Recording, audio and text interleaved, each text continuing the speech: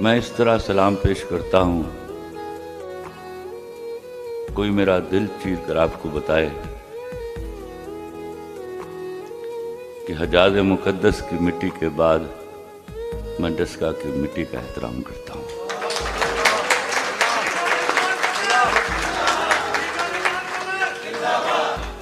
آج میں کسی کے کہنے پر نہیں آیا، میں ڈسکا کی وجہ سے ڈسکا آیا ہوں۔ مجھے سگریٹ دے دیجیے، مجھے اجازت دیجیے، میں سگریٹ پیتا رہا ہوں تاکہ آپ کے اب سے بات ہوتی رہے۔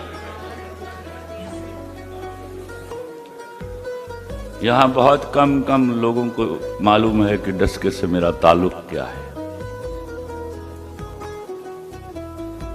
میں پڑھے لکھوں کے شہر لاہور میں پیدا ہوا اور ڈسکا کے ان پڑھوں سے میں نے تعلیم حاصل